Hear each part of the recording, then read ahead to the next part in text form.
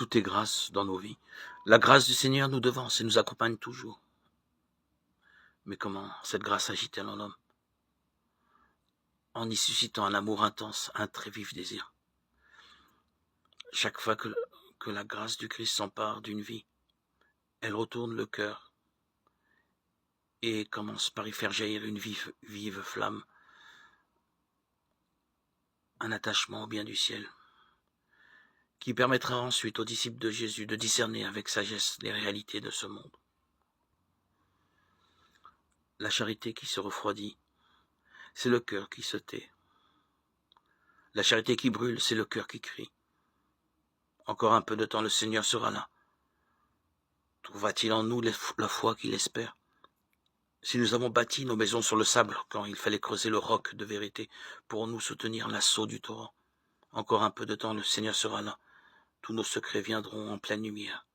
Si nous avons dormi, prisonniers de nos rêves, quand il fallait veiller aux heures d'agonie, pourrons-nous supporter l'éclat de son jour?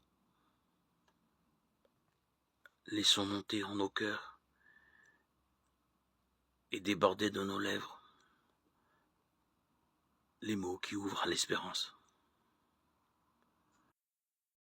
Nous avons tous rendez-vous dans la nuit avec Dieu, dans la nuit de notre vie, dans les si nombreuses nuits de notre vie, dans les moments obscurs, dans les moments de péché, dans les moments où nous sommes désorientés. Là, il y a toujours un rendez-vous avec Dieu.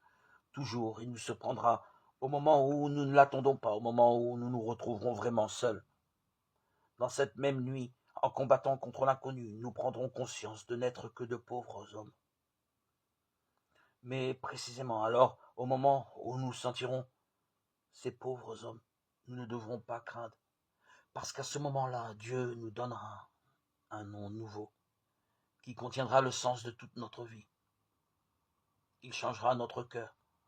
Il nous donnera la bénédiction réservée à celui qui s'est laissé changer par lui. Voilà une belle invitation à nous laisser transformer par Dieu. Lui sait comment faire parce qu'il connaît chacun d'entre nous. Seigneur, tu me connais. Nous pouvons tous dire cela. Seigneur, tu me connais. Change-moi. Le mariage n'est pas une invention humaine, mais divine. Dieu a créé l'homme et la femme, les a placés dans le jardin d'Éden et les a unis par le mariage dans un but précis. Son dessein le plus fondamental était la reproduction de l'espèce par l'engendrement de nouvelles personnes porteuses de son nom et de son image. Genèse 1, 26-28, 2, 22-24. Le premier ordre que Dieu a donné à Adam et Ève après leur union était celui de se reproduire. Le mariage, la toute première institution divine et la plus fondamentale, est conçue en vue d'être le fondement de la famille.